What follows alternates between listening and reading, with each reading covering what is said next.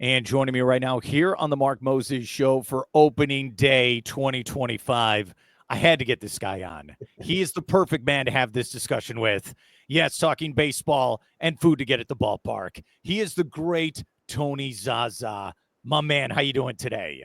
I'm doing great, man. Thanks for having me on. I love anytime baseball and food come together. You're like, hey, do you want to be on? I'm like, absolutely. You're absolutely right. You have the Tony Gwynn jersey behind you, the hat on, the jersey. So it appears you're a Padres fan. Is this right? Born and raised in San Diego and left when I went to away to college. Yeah, and I grew up going to Jack Murphy Stadium and watching Gwynn and all the Padre greats over the years. And, it's nice to see the new owners and what they've done over the last couple of years because baseball is definitely back in San Diego. I was thinking this morning, like, all right, I'm going to talk to Tony, and it's always fun talking with you. And I know Tony Gwynn's probably your favorite player of all time. But off the top of your head, as I put you on the spot, and you know where this is going, what are some of your other favorite Padres players growing up? Oh, man. I mean, you've got Gary Templeton, Benito Santiago, Dave Winfield, Ozzie Smith. I mean, the list goes on. From the time I literally could swing a bat until I left, I was at games all the time. And I remember, this is going to date me. I remember when we used to go to McDonald's and we would get a Happy Meal and they had coupons that you could buy to get $3 tickets, and you had to buy the whole sheet for the season. So it was like $21 for 7 games, and we got $3 tickets, and it was awesome. I mean, me and my buddies and my dad would hang out and go watch baseball. Do you like the color scheme you are wearing now for the Padres, or do you like other looks they've had? No, this is the OG. I've always been a fan. I mean, if you look back at Gwynn's, some people have joked about it being the Taco Bell color scheme. That's San Diego baseball right there. And I remember when they went to the navy and the orange, I like the brown and the yellow and the brown and the orange. I'm here for it. See, what's interesting with you grew up in Southern California. And I say that from the standpoint where I grew up. Opening day meant, hey, maybe better weather's on the way. Maybe it'll get warm outside. Summer's here. Baseball's back. But what about you, where it's always nice in San Diego? Well, I mean, not only being a fan, but also playing through college. I mean, San Diego is the best place to play baseball. You play year round. I often joke that it's the best media gig in media is being a San Diego weather guy because It's like, how's it look? 75 and sunny. Back to you, Tom. And that's it. That's the weather guy in San Diego. 365 days a year. What number did you wear when you played baseball? So I wore 2. My 2 big ones. Early on, I wore 14. Which was a combination of Tony Gwynn's 1 and Eric Davis's 44. And then in high school, when I was able to actually wear 44, I wore 44. It was always a favorite number of mine, just in Little League. And, they didn't have it back then. They went to like 20. Are you right or left-handed? Right-handed. I switched. I used to switch it for a little bit, but when I got to college, they wanted me batting right-handed. Who did you try to bat like? Me? I'll just tell you, I was like, I wanted to be like Gary Sheffield, and I would like swing that bat. I would do it all the time. How about you, Tony? It's funny. I never really modeled my swing. I mean, I guess if I modeled it after somebody, it would have been Gwynn. I had the actual, this is no joke, a guy my dad coached in high school, Art Calvert, went on to play pro ball, and he became really good friends with Joe Carter and Tony Gwynn. Long story short, he says he was kind of my hitting coach. He was older than I was, and he was like, let's go take some cuts today. So we go to the San Diego School of Baseball, which is where we used to go to take batting practice. And all of a sudden, I'm in the cage, and I hear the voice, and I turn around, and Tony's right there. And I got a chance to take batting practice with him, and it was something I'll never forget. What did you say to him? Come on, Mr. I was like, could you have waited till at least I was done? Because now I'm not going to be able to hit anything. You watch videos of Tony Gwynn, just go on YouTube. Yeah. With him talking hitting, he makes it sound so easy. That's what's so fun about him. Well, and it's interesting too, because he kind of started the whole craze of the video analysis of watching his swing, and I remember begging my mom to buy a video camera for the family so that I could use it for analyzing my swing. And I think it was my sophomore or junior year in high school. And it makes a huge difference. I mean, as you can tell, I was a big fan. Yeah, you were. And that's cool. You got to meet him. That once in a lifetime opportunity, Tony. That's awesome. I'll send you this picture I'm staring at over my computer here in my sports room.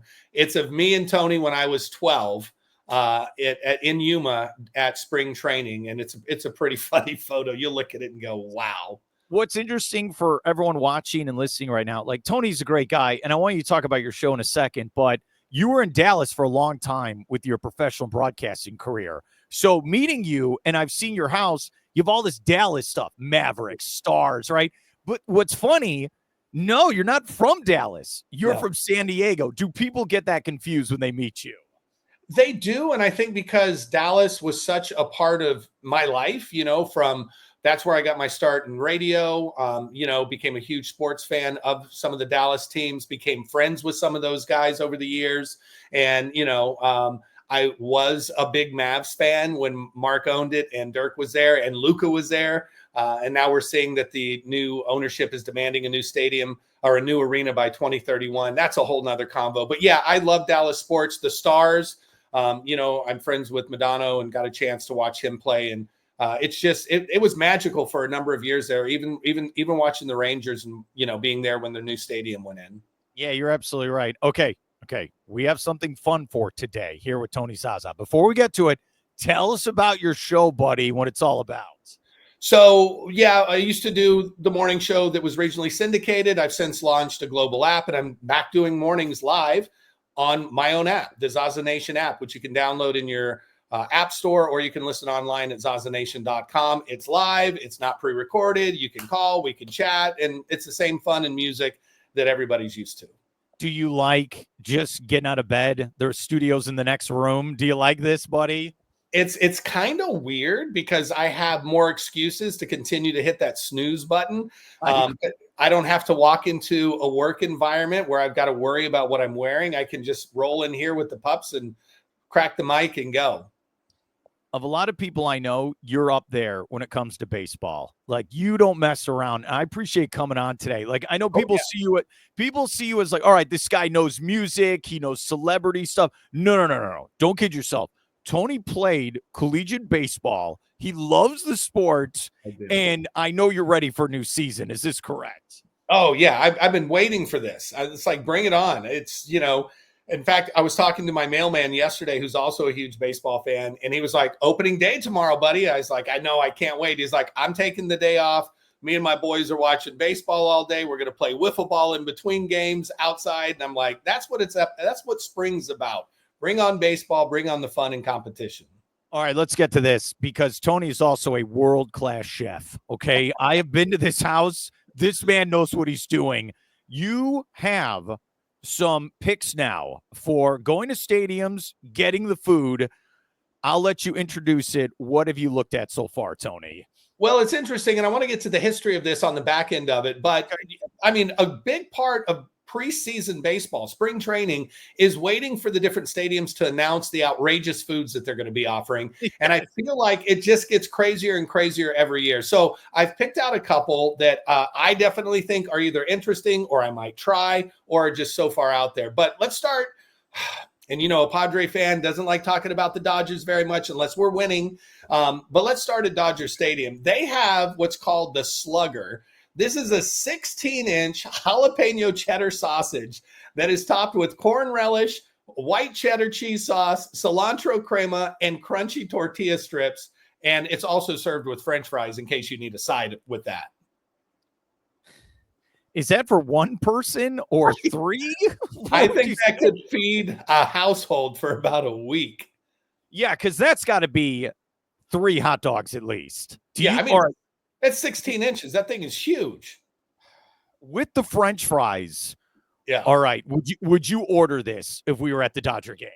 Let me just be honest. I'm the type of guy that goes to places and will order this and that. Just, when I went back to San Diego for a radio convention in summer, we went to my favorite Mexican restaurant. I literally ordered 3 entrees and ate a little bit of each because I had to have it all. We were there for that moment. So yes, I would order this. Hands down, I would not finish it, but I'd be curious to see how it tastes. I love jalapeno cheddar sausages. So, oh man, that is a lot to handle for one man. I don't care if you're I don't care if you're Joey Chestnut. That is a lot. yeah, that's So a lot.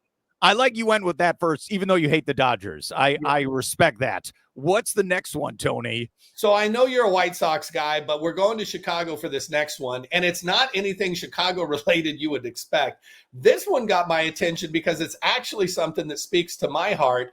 But apparently at Wrigley this year, they're offering crispy puffed flour tortilla tacos with carne asada, lettuce, tomato, sour cream, cheddar cheese, cilantro, and a lime wedge. All right, I'm going to make sure. I'm trying to be producer guy here as well. Is this the photo? Is this it right here, Tony? Is it this one? Okay. That is the San Diego one we'll get to in a second. Okay, we're going to try it. Is it this one right here? That's the story on the back end. It should have the Cubby logo if you have the picture. Do I have it? All right. We're still a work in progress here. This is the problem for the Mark Moses show. All right. Is it? No, it's the Seattle one. All right. I've failed you, Tony. That's all right. It's almost like a tostada. But I thought it was interesting. Carne asada, which is big in San Diego, being served on a puffy taco in Chicago. I would definitely hit up a game for that. I'm so sorry I failed you as a friend. I thought I had all the photos. We have all these other ones to talk about. Okay, where do you want to go next? Should we go with the Mariners? Should we go with that one? Let's head up to Seattle for this one. Okay. And I love a corn dog, but this kind of creeps me out. It is a Mariners blue honey battered corn dog with a spicy crunch and served with nacho cheese. I'm all for this, except the fact that it's blue and it just weirds me out. All right, wait a minute. Is the nacho cheese inside of the corn dog? What? It says it's served with it, so I'm assuming you dip it, but no. You can see the crunchiness on the outside of that batter for sure. Didn't they used to sell like grasshopper? Couldn't you eat that? I swear that was at the Seattle games. I think this is an upgrade, Tony. I think it is. Yeah. I would not order this. Would you? No, because of the blue dye. It just creeps me out, but I love a corn dog. Now I'm laughing. I love there's rules for Tony Zazza when we go to the ballpark. No blue dye. We're not doing that. Well, let's just put it this way. That blue dye works its way out somewhere. Okay, what do you have next for us, Tony? All right, let's go back to where I spent a good portion of my career doing radio in Dallas. Let's go to the Texas Rangers. They jumped all in. Here's the thing. In Texas, everything's bigger, right? Yes. When this whole thing started with Ballpark food, they were one of the first to just come out with outrageous stuff. But look at this thing. As a guy who loves steak, this is a Texas ribeye sandwich that is got beautiful tomatoes and it looks like arugula and some lettuce on there, served on that hoagie. I mean, can you imagine biting into that thing? I feel like my jaw has to be opened more. So, because like, look at the size, just the bread alone. Well, you'd have to do the Guy Fieri hunch. I think you do. I think with this, order it in the first inning. Oh yeah. Finish it by the fourth inning because that's what it feels like. Right. And then by the eighth inning, I think you need to excuse yourself for a while before you leave. That thing is massive. I would go with this. Would you pick this at the ballpark? Absolutely, I would. Now, I didn't see it in the description, but my culinary eyes are telling me that little condiment thing to the right, I'm guessing that's a chimichurri. Look, I'm starting to salivate just thinking about it. I love chimichurri. It's perfect on steak. I would be all in on this, and I would probably finish this. Okay, Tony Zazza, what are you drinking with this thing? Are you going a soda, water, beer? What are you doing? I'm doing an ice cold beer. You can't go wrong with beer and a steak. Yeah. Go back to the hot dog, what would you drink with the hot dog? Beer. Okay. Yeah. All right. Beer. I think we're getting the answer for every single one. He just go with the beer. You're at the ballpark. I waited 21 years before I could order a beer at the ballpark. I'm not going back. I need to show you. I have from Wrigley Field. I got I don't have it here. It's at my house. The signature. It's like, looks like a baseball bat, but it's filled with beer. And it took me 3 innings to drink the whole thing. Okay. Yeah. You would have to Uber me home if I had another one. You need to try one of those, Tony, when we go to the ballpark. We got one when we were in Atlanta a couple years ago and went to a Braves game. And I was like, oh my gosh, this is, and the thing I didn't like about it is it's so big. If you don't chug, that beer is warm by the time you get to the bottom of it. And that's not fun. Okay, think about this. You're in your seat. And remember, Wrigley Field was built 100 years ago. Yes. So the seats, it's not that big, the space, the guy in front of you. So I had to kind of tip all the way back to make sure there was enough room so I didn't hit the guy in front of me. Okay. All right. Let's do this. Okay. What is this photo exactly? Okay, so this is where it all started. And then we'll get to the other one, which is what currently is being served in San Diego. But Ralph Rubio, who's the founder of Rubio's Mexican Grill, he was one of the first ones. The Padres, I was home, so it had to have been in the late 80s, maybe early 90s before I went off to college. But the Padres made huge news when they announced that they were going to start serving fish tacos at Jack Murphy Stadium during Padre games. This is when it all changed.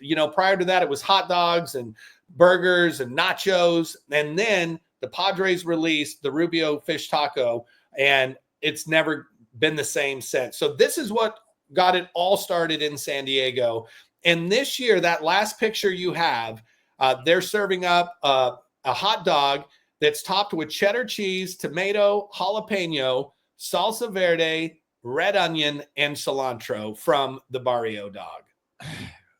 How does a man sit through that? How do you eat that at a ballpark? Very carefully and all the way. You don't leave any of that left behind. That thing sounds delicious. All right, going in, do you go, I'm just eating this? Or are we going to all right, we'll also get nachos a couple innings later? What's the game plan? So see, that's it. The one thing for me, when I went to games growing up, everybody was getting hot dogs, which, all right, dollar dog, whatever. I was the nacho guy that piled on the jalapenos.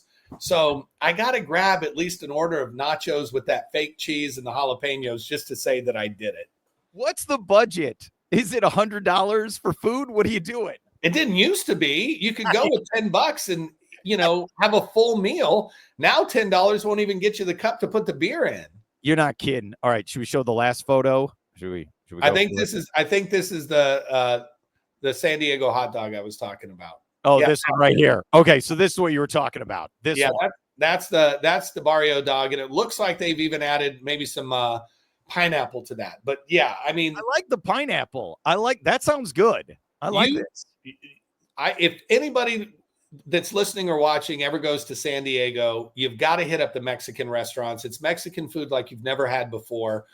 It's literally game changing. And anybody that goes and I tell them to do that, they're like, I'll never eat any other type of Mexican food because it's just perfect. And I can't really explain it. It's literally the best in the world. His name is Tony Zazza. He is ready for opening day. That's right. What are you eating today then at home? What's the game plan? I haven't even thought about it, which I haven't either. My daily trip to the grocery store is coming up as soon as we wrap this up. So I don't know. Maybe I'll do some stadium themed. Maybe I'll go old school. Maybe we'll do hot dogs tonight and some nachos. Yeah. I think there should be a TV show, Going to the Grocery Store with Tony Zazza. There should be all right, what are you going to pick out? And then you go home and cook it. I would watch that show, Tony. That sounds awesome. Well, I go to the same store every day, and there are a couple of the employees there have gotten to know me. And there's one of the cashiers. She's super sweet. Shout out to Stephanie. She always tries to guess what I'm cooking that night based on what she's scanning. And she's gotten pretty darn good at it. You're a great man. I love it. I love what you presented today. I just want to apologize. I will get better at presenting your photos to you while you talk. Okay. It was my first time. And here's the deal. I may have sent you the wrong one and didn't send that to you. So okay, man. We had plenty to talk about. Tony Zazza, thanks for coming on and enjoy opening day. Same to you. Thanks for having me anytime. Food, baseball, whatever. I'm here.